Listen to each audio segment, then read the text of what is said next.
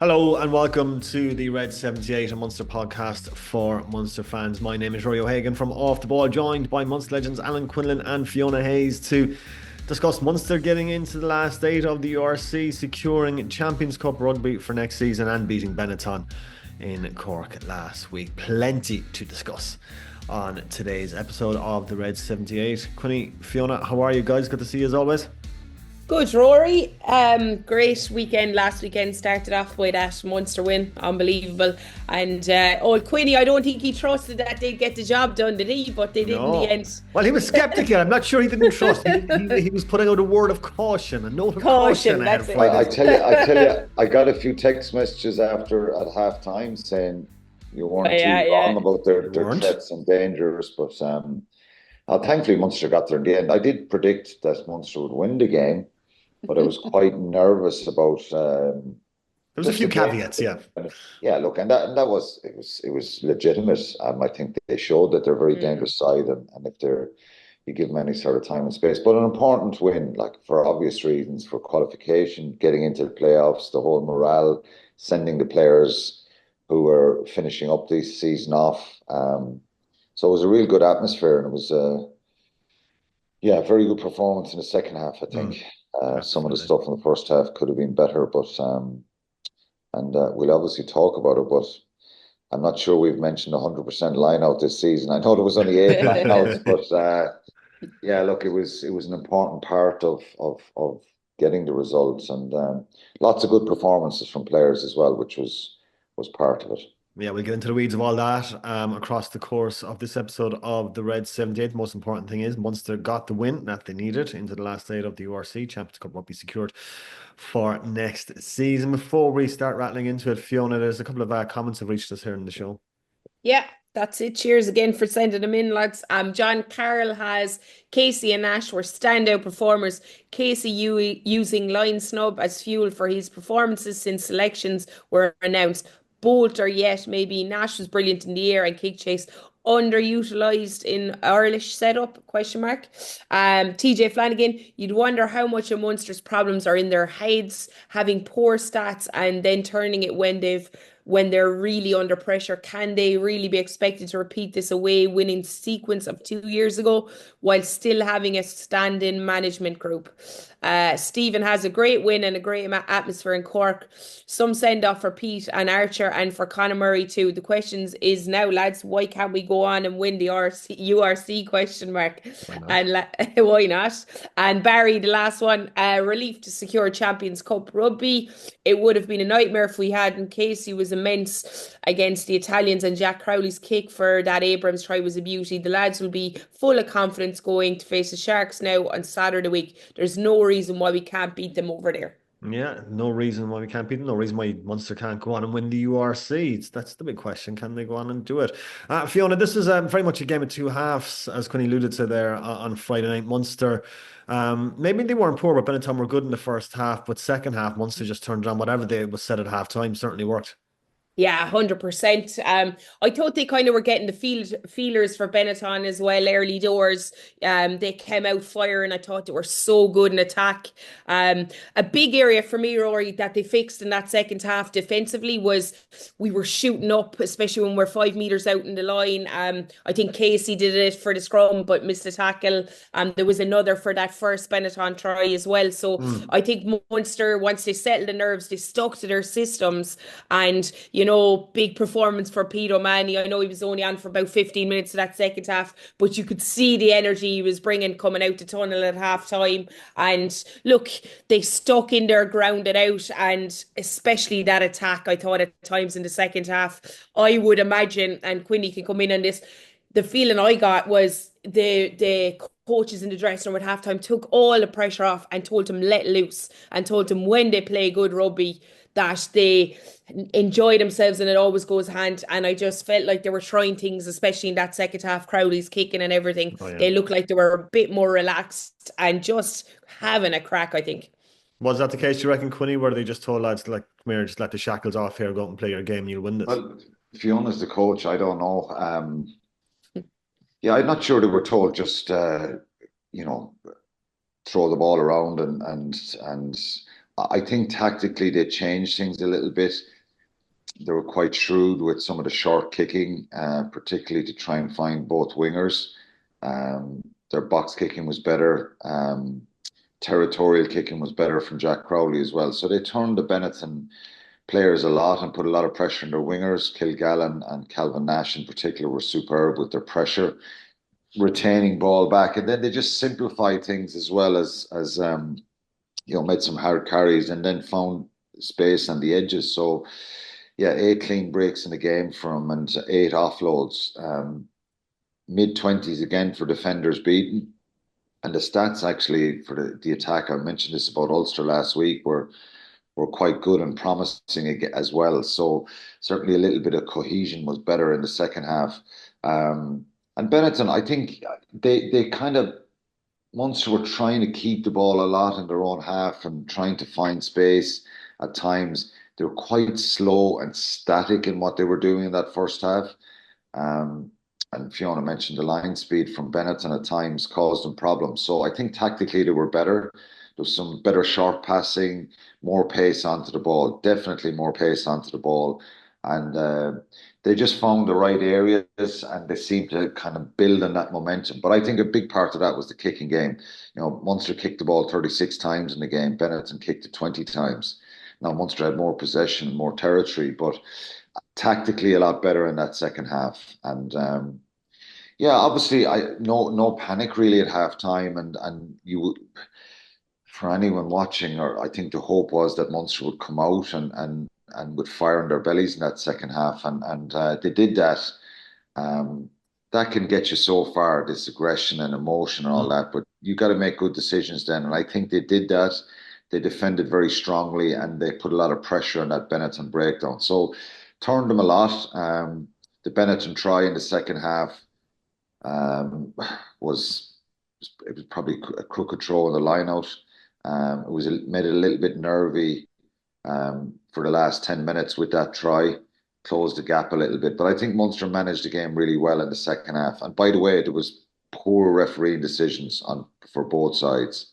And I think that's something that's kind of concerning, that one or two decisions in that game could have went either way and it could have had a real influence in the game. And I know there's obviously a bit of human error in the refereeing, but when you have a team of 4 officials there, well, referee, assistant referees, and a TMO,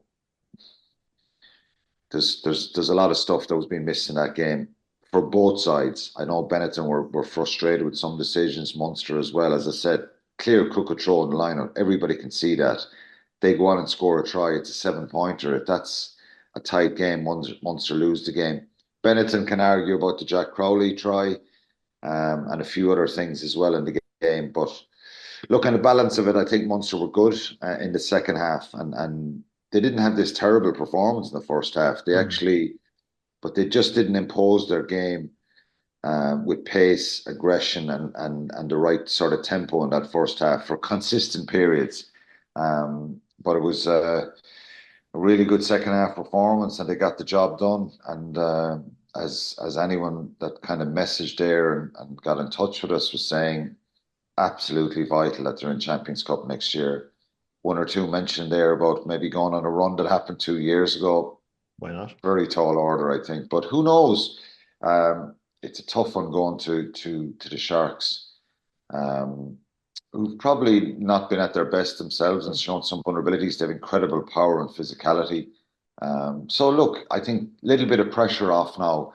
It's been a very topsy-turvy season. We can go into some of the stats in a minute, but such a vital performance and win on Friday night, stating the obvious. I think if for Champions Cup rugby next year, it's vital that it stays. And Munster have had such a long association with the European Cup, and so important that they're in it again next year.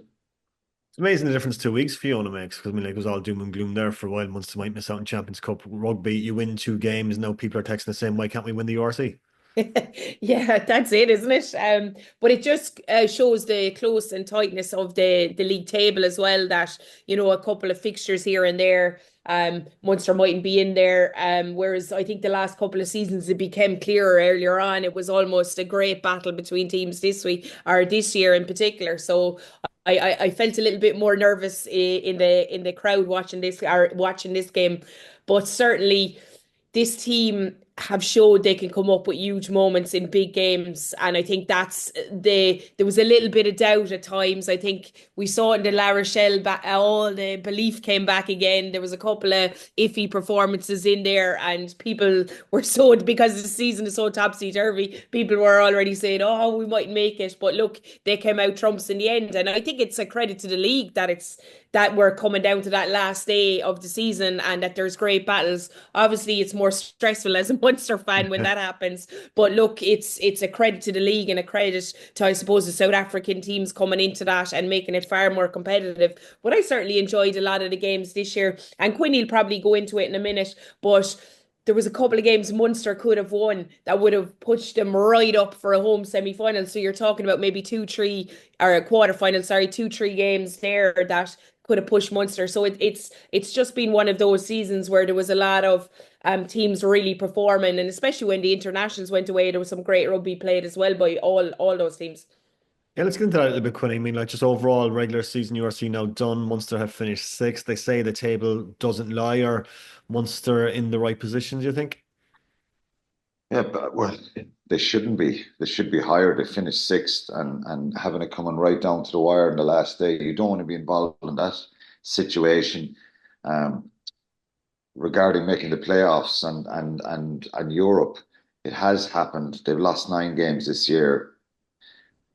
They finished on 51 points. Glasgow and Ford finished on 59. I think they had a poor run in the last number of weeks. They looked like themselves and Leinster were just going to run away with first and second. Yeah, and you go back last year, Munster had an incredible run after Christmas. Was it 10 or 11 league games? 10 league games, or they won. I can't remember exactly, but they went in a run that they finished top of the league. They had a home quarter final. They beat the Ospreys. Had a home semi, lost it to Glasgow, obviously, who went on to win it. But they would have had a final all the way to the home, and would have been, the expectation was that was going to happen, that they were going to get to a final. The Bulls had beaten Leinster, and then, you think, God, the Bulls are coming to Thomond Park next week, and there was a lot made of that last year, that maybe Munster, I think there was some sort of an advertisement about the final being the following week, that Glasgow spotted and used it. Yeah, a little bit of a human error there in preparation for possibly a final the week after. But anyway, can they go and win a quarter final away from home against the Sharks? They have a good chance. If that happens, it's highly likely that they'll be staying on in South Africa and playing the Bulls the following week. I do think Edinburgh have a very good chance against the Bulls as well in that other quarter final. So who knows? Munster, maybe if there was 2 incredible away wins by Munster and Edinburgh, which is highly unlikely, but there is some possibility about that. Munster could be playing a semi-final in Thomond Park against Edinburgh. That'd be kind of a dream scenario. But look, the Sharks and the Bulls, I think, at home are phenomenally powerful. And even though the Sharks they've got a lot of good results and have had a great run, shown some vulnerabilities. But that might be lulling Munster and maybe all of us into a little false sense of opportunity. Because I think, when they get angry and aggressive and flex their muscles, they can blow teams away with that power. But look, for Munster, if they go out against the Sharks on Saturday week, it's probably to be expected. But there'll be a massive amount of relief about being in Champions Cup next year. But when you lose 9 league games, Rory, to answer your question about the league table, the league table doesn't lie. The inconsistencies, particularly you go right back to that Zebra game at the end of September. It was at half time, they had a bonus point win, and they end up getting 1 point out of the game for 4 tries. They were beaten 42-33. It was an horrendous performance. really, really frustrating to watch. They beat the Ospreys in their next league game the week after, and then they had a really tough run, which was very understandable.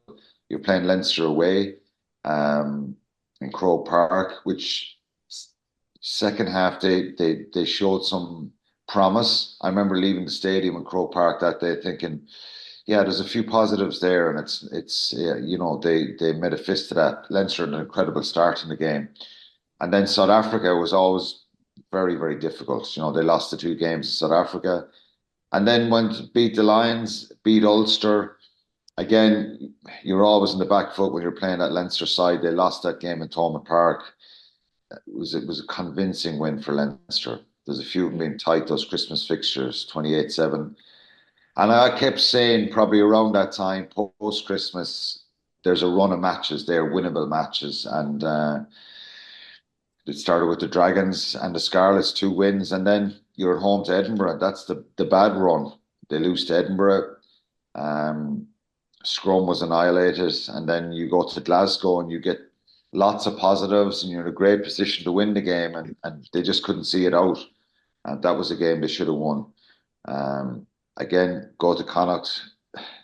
Some very good things in the game. They're hanging on at the end, and they get a result. But then you have this run of the Bulls and the Cardiff game. 2 more losses there, which, yeah, it was frustrating. I think Edinburgh, Glasgow, the Bulls, and Cardiff. You should be picking up at least 2-3 wins there, and they had it. You know, the performance against Edinburgh was really, really dreadful as well in that first half. They came back a bit. So look, in any league table, if you look at the Premier League, every single team who's down mid-table or down where your team is, easy 16th or 17th, they're playing a big final tonight, actually. You know, the league is about consistency and finding a way to get results. And look at the top end of Liverpool. People say it's a poor league and the standard hasn't been great, but they never really blew anyone away. But it's about finding those consistent behaviours that find you results and having that belief. And too often this year, Munster have kind of been very hit and miss. Not in a sense of a run of games, but very inconsistent in those games, if you know what I mean. So 10 minutes of really good stuff and then 15, 20 minutes of dreadful stuff. And particularly around ball protection and holding onto the ball, turnovers.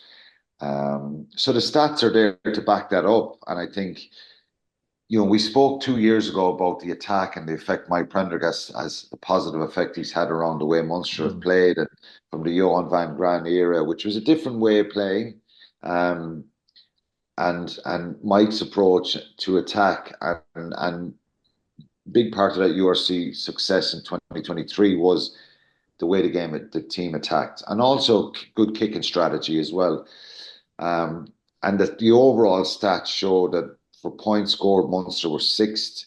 For tries scored, they were 4th. For offloads, they were 4th. For meters gained, they were 3rd in the league out of 16 teams. This is defenders beaten, they were 5th. Clean breaks, they were 4th. So the metrics there show that the attack is up at the top end of the best teams in the league, which would indicate really good positive returns and winning more than 9 matches. The big problem Munster have had, and we've highlighted it for so long, is the line-out. Line-outs won 15th, and that probably, they were 16th last week. So the 16 teams in the league, Munster have finished 15th with their line-out success.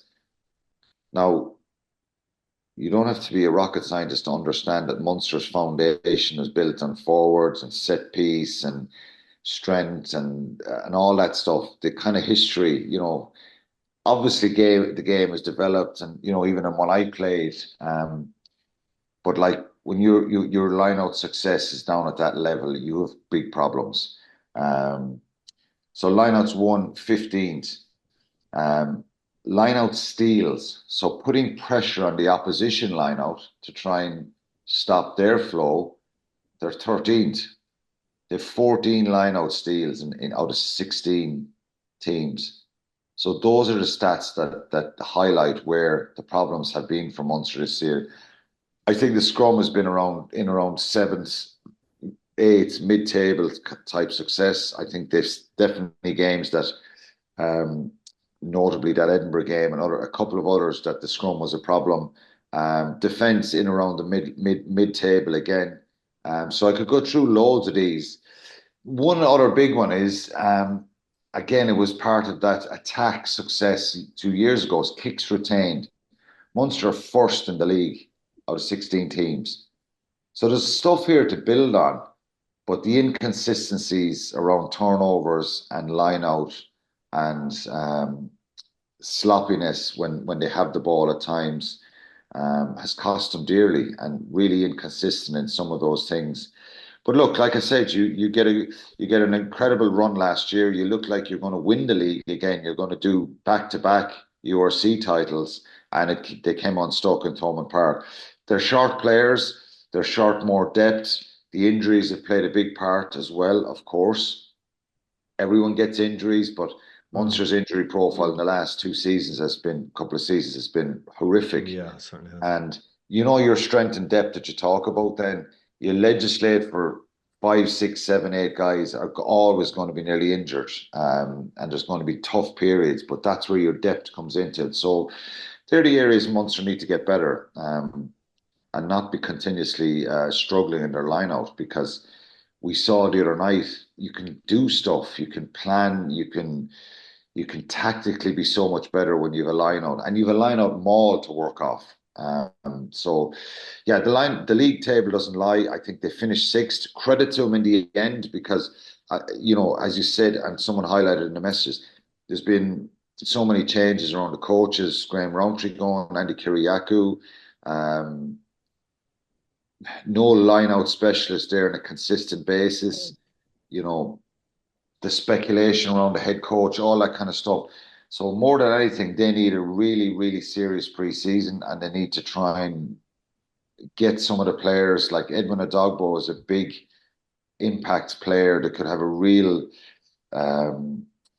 he could be a game changer as regards the power and the physicality he can bring. Obviously, you're not relying on one player, but just trying to get, and of course, Michael Milne has come in, and Lee Barn, getting them integrated as well. And yeah, there's a lot of really good attack players in that Munster backline. I think they have a lot more depth there. So yeah, it's an important one, but I think it's been very inconsistent season and a very frustrating one at times. But credit to them, they finished and made sure they got into those playoffs. And who knows, there's a little bit less pressure now. But like I say, those stats, they're very, very obvious and they don't lie.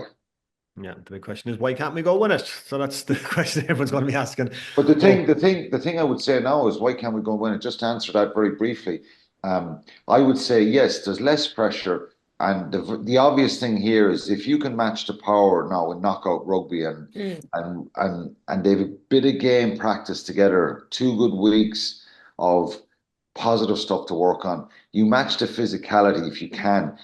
And I think they can cause problems for teams, particularly now that there's a little bit less pressure.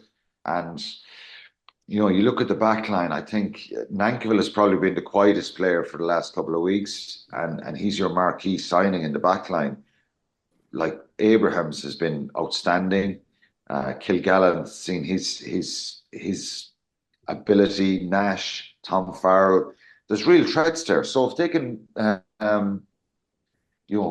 get that attack going, they can cause problems for teams, and who knows, they could have a crack at it.